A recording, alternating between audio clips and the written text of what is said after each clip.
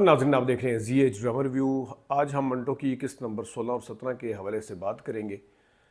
कुछ सीन आपको आपसे कहेंगे कि लाजमी देखें दोबारा से, वो बहुत ज़बरदस्त थे। और कुछ डायलॉग्स की अगर बात कर ली जाए, सबसे सर फहरिस्त तो इस दफ़ा जो बड़ी खूबसूरती के साथ हमारे यहाँ फ़ीमेल और मेल के दरमियान में फ़र्क किया जाता है। अक्सर पेरेंट्स करते हैं, कुछ नहीं भी करते, बिल्कुल भी नहीं करते, लेकिन कुछ में ये होता है बिल्कुल। उसको जितने खूबसूरत तरीके से राइटर ने, डायरेक्टर ने इस स्क्रीन के ऊपर पेश किया, बताया, वो ज़बरदस्त था। ख़ास तौर पे जब पिछली जो किस्त थी जिसमें सुरैया जो है वो नसीबा को कहती है कि तुम्हारी बेटी जो है वो जन्मा बेशक तुमने है, यानी जन्म बेशक तुमने दिया है, लेकिन वो मेरी बेटी है। तो उसके टाइम के ऊपर जो दोनों में आपस में चलता है। लेकिन इस दफ़ा जब सज्जल आती हैं अपनी फुफ्फो से मिलने, सुरैया से, उसको जब हकीकत का पता चलता है तो और वो बताती है कि जनाब, मैं जब आपके पास आई तो आपकी जेब के अंदर, तो सिर्फ अपनी माँ को कहती है, आपकी जेब में सिर्फ शहरोज़ और शहरो जो भी उनके नाम है उसके भाइयों के वो थे। मैं तो कहीं थी नहीं, मेरी तो कहीं जगह ही नहीं थी। तो मुझे जब अपनी फूफो की जेब खाली नज़र आई तो फिर मैं वहाँ चली गई। तो ये बहुत ही ज़बरदस्त था, बड़ी खूबसूरत तरीके से, खूबसूरत अल्फाज के साथ कन्वे किया गया। एक तो होता है ना कि आप किसी भी चीज़ को सिंपल तरीके से कह देंगे, जनाब आप तो बेटों को ही है, बड़ी खूबसूरत तरीके से उसने ये सारा कुछ किया। और उसके साथ फिर जब फूफो के सामने आती है, सारा कुछ गले मिलती है।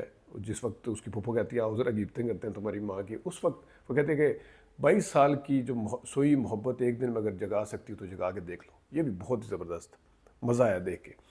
अच्छा, पिछली जो मैंने वीडियो बनाई थी, मैं मंटो में नहीं हूँ, उसमें मेरे एक बड़े अच्छे दोस्त हैं, बड़े सीनियर हैं मेरे, मैं बड़ी उनका कदर भी करता हूँ। मैं समझ लें कि उनके आगे कुछ भी नहीं हूँ। उन्होंने मेरे से थोड़ा सा तकरार की इस चीज़ के ऊपर कि आपने जो कहा कि आप वो एक टेरर जिस किरदार का बिठाया था फरहाद का, अजान समी खान का, वो ख़त्म कर दिया गया। तो उन्होंने मेरे से बहस की। उन्होंने कहा कि मेरा नुक्ता भी आप सामने रखिएगा, मेरे दोस्त हैं वो। तो उनका नुक्ता ये था कि बदमाश जो होता है, जिस तरह का अजान समी खान को दिखाया फरहाद का के किरदार में, वो अंदर से बुज़दिल होते हैं। उन्होंने ये भी कहा कि बदमाश अगर इतना बहादुर हो तो वो चार चार गार्ड के साथ क्यों फिरे, गाड़ियाँ लेके अपने, और इतने, ये इससे ज़्यादा बुज़दिल कोई नहीं होता। उन्होंने ये भी कहा कि हमने थानों के अंदर बड़े बड़े बदमाशों को का पेशाब निकलते हुए देखा है। ये बात फैक्ट भी होगी। उन्होंने ये भी कहा कि क्यों बदमाश को आप ग्लोरीफाई करवाना चाहते हैं कि बदमाश एक ग्लोरीफाई हो। तो उसके अंदर उनका अपना नुक्ता नज़र है। मैंने क्योंकि एक ड्रामे का जो दिखाया था अजान समी खान का, वो मेरा अपना नुक्ता नज़र था, लेकिन उनका नुक्ता नज़र बयान करना आपके सामने ज़रूरी था। और हो सकता है पार्शली मैं कहीं इससे एग्री भी करता हूँ। लेकिन इस केस में एक और इशू भी था, वो ये था कि जब अजान जो पिछले उसमें जो उसने जो कुछ किया वो सबके सामने, जिस तरह डरा, जो खौफ का, उसके ऊपर बड़ी डिटेल से हम बात कर चुके हैं। इस दफ़ा जो दूसरा भाई है इसका, अजान का, वो इनका आमना सामना होता है उसके सज्जल के भाई के साथ। तो सज्जल का भाई के साथ आमना सामना होता है। वो कहता है तुम दोनों एक दूसरे से हाथ मिलाओ। अब क्योंकि पिछली किस्त को मद्देनज़र रखते हुए, जिसमें इतना बड़ा शिफ्ट आया उसके फरहाद के अंदर, एक डरने वाला शिफ्ट मैं बात कर रहा हूँ, उसको मद्देनज़र रखते मैं कन्विंस हूँ कि चले, फरहाद ने आगे हाथ बढ़ा दिया। अब मुझे उसके भाई के ऊपर हाथ बढ़ाने से भी थोड़ा सा इशू है। इशू क्या है कि उसने क्यों बढ़ाया? वो भाई जो एक जज्बाती अपनी उम्र में है, वो भाई जिसके साथ जिसने देखा है कि मेरी बहन के साथ इस बंदे ने क्या किया है, वो भाई जिसके जो खुद जेल इतनी बहादुरी के साथ काट के आया, वो भाई जो सड़क के ऊपर एसयूवी गाड़ियों में जब दोनों आते हैं, अभी फरहाद अंदर बैठा हुआ है, वो बगैर डरे बिला खौफ बाहर निकल आता है उसका भाई। वो इससे ज़्यादा जज्बाती दिखाने का मेरे ख्याल में कोई बेहतर मौका नहीं था। और वो दिखाया उसको कि जिस तरीके से वो बाहर धड़ल्ले के साथ निकलता है बिला खौफ कि इसने मेरी बहन को हाथ लगाया या इसने मेरी बहन के साथ बदतमीज़ी की है। वो भाई अचानक उसने क्यों हाथ मिलाया? क्योंकि जो उसका बाप है, अगर सिराज, वो अगर थोड़ा सुलहनामा करना चाहता है या बिन्यामीन सुलहनामा करना चाहता है, एक दूसरे ख़ानदान करना चाहते हैं, तो ये जो इसकी एज है जज्बाती वाली, ये इसके अंदर से वो चीज़ें एकदम से स्किप कैसे हो गई कि इसने मेरी बहन के साथ बदतमीजी की? ये क्योंकि इस टाइम के ऊपर आगे आप अगर बेनिफिट ऑफ डाउट दे रहे हैं कि उसने सोचा होगा कि 2 ख़ानदान मिलना चाह रहे हैं, लेकिन इस उम्र में या इस जो किरदार जिसको पोर्ट्रे किया गया है इसके अंदर वो ज़्यादा जज्बातियत जो है वो हावी होती है, वो डोमिनेट करती है रैशनल अप्रोच के ऊपर या दूसरी अप्रोच के ऊपर। तो ये मेरा इस दफ़ा था।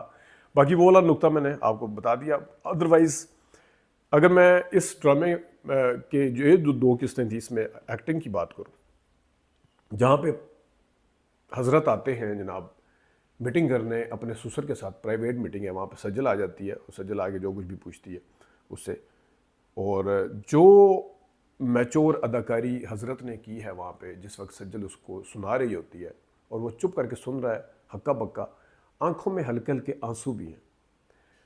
तो आज के बाद से हज़रत साहब का नाम हम हज़रत साहब से या उनके असल नाम से लिया करेंगे, खलीलुर रहमान के बेटे के तौर के ऊपर नहीं लिया करेंगे, क्योंकि अभी तक उसकी पहचान जो थी वो खलीलुर रहमान के बेटे की थी। लेकिन इस सीन ने मुझे इतना इम्प्रेस किया है, इस किरदार ने भी किया। मैंने कहा ना कि वो एक कंफ्यूज सा एक्सप्रेशन उसका कायम है, उसको हवाइयाँ उड़ी उड़ी या एक जो डिसीजन नहीं कर पा रहा होता वो चीज़ें कायम हैं। शादी को लेके जिस तरीके से उसके एक्सप्रेशन है चेहरे के ऊपर वो अपनी जगह पे कायम है। लेकिन ये जो उसने किया, मैं अक्सर कहता हूँ मैं बड़े बड़े नहीं कर सकते। उसने ना तो ये किया, बताने की कोशिश की अपनी हरकतों से। मैं कुछ अदाकारों के नाम भी यहाँ पे ले सकता हूँ, लेकिन मैं अक्सर लेता भी रहता हूँ जो अपने आप को बहुत बड़ा आर्टिस्ट समझते हैं और होंगे भी, लेकिन वो नोइंगली इस तरह की अदाकारी करते हैं जिस तरह वो दूसरों का थल्ले लगाने की कोशिश, नीचे लगाने की कोशिश कर रहे हैं, डोमिनेट करने की कोशिश कर रहे हैं।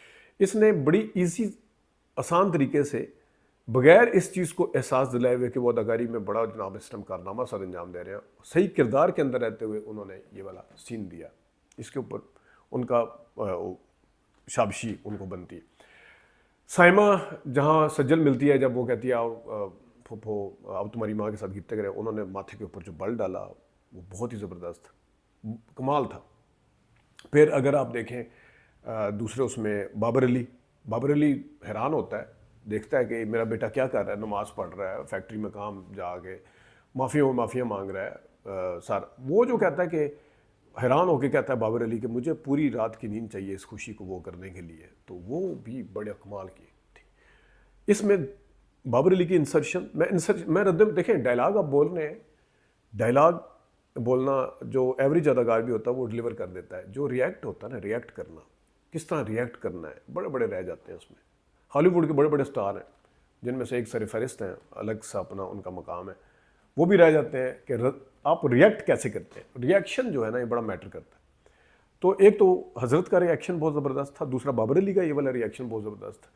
और जो मैं कहता हूँ ना कि दिल नादान में या डायन में या जियो के जो ड्रामे चलते हैं लंबी लंबी इंसर्शन, मैंने एक दफ़ा एक आर्टिस्ट से बात की, मैंने कहा यार आप अदाकार रोल को कंसीव करके बैठे होते हैं, किरदार को, आपको अजीब सा नहीं लगता जिस वक्त डायरेक्टर आपको कहे कि आपने 5 या 10 सेकंड की जो इंसर्शन है, रद्द-ए-अमल है, उसको आपने 30 सेकंड तक लेके जाना, तो 30 सेकंड तक तो आप उसको नहीं लटका सकते। मतलब आप किसी का, जिस तरह आप हज़रत का रद्द-ए-अमल था, बीच में सीन भी चल रहा है, डायलॉग में आपको स्क्रीन के ऊपर सज्जल भी नज़र आ रही है, उसका रद्द-ए-अमल भी नज़र आ रहा है, वो उतना ही बनता था।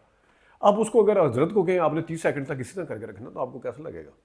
फिर वो एक तरह कायम नहीं रह सकेगा, फिर एक्सप्रेशन चेंज करेगा, कभी यूँ करेगा, रद्द-ए-अमल, जैसा वो स्टार प्लस के ड्रामे चाह रहे होते हैं। तो ये इसके अंदर एक बड़ी अहम चीज़ थी कि अगर आपने रिएक्शन वाले सीन भी देखने हैं, ख़ासतौर पे मुझे उन ड्रामों से जो लंबे लंबे इंसर्शन डालते हैं, लंबे लंबे फ्लैशबैक डालते हैं, वो सीखें इस ड्रामे से। दूसरा,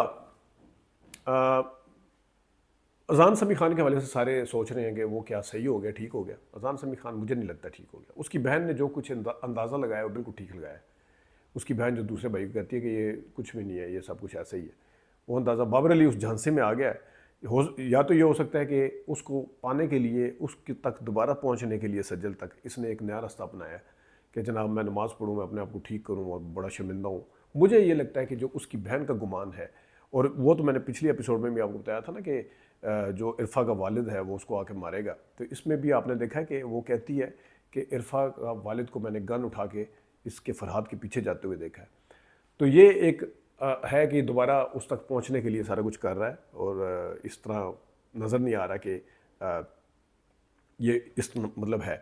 और अगर अब इसमें इसके अंदर दो मेरे जो दोस्त मुझे बता के गए, मुझे कह के गए, जिनकी बड़ी रिस्पेक्ट है, जिनका मैंने आपके सामने भी नुक्ता नज़र रखा कि ग्लोरीफाई नहीं करना था, वो बदमाश बुज़दिल होता है, वो अगर जाके फिर इसी तरह की कोई हरकत करता है बहादुरी वाली, जिसके अंदर कोई ये बोल्ड नज़र आए कि जनाब वो बड़ा ब्रेव हो गया एकदम से, वो फिर मैं अपने दोस्त से एक अलग बहस करूँगा। लेकिन अगर ये दोबारा फिर इसी उस पे हरकत पे आ जाता है, उसको पाने के लिए बड़ी घटिया हरकत करता है, फिर वो कहीं पे बुज़दिल होता है या नहीं होता, इस बहस को लेके हम चलते रहेंगे, इसको हम ख़त्म नहीं करेंगे यहाँ पे, इसको लेके चलते रहेंगे। तो ये अगली दफ़ा अगली वीडियो पे हम आपको हमारी, क्योंकि एक कह लें कि SOP है कि हम उसमें सीन भी आपको दिखाते हैं। आज हम आपको नहीं दिखा पा रहे, लेकिन अगली दफ़ा हम ये कसर पूरी कर देंगे। मैं हज़रत का सीन लाजमी दिखाना चाह रहा था आपको, लेकिन बहरहाल चलें कोई नहीं।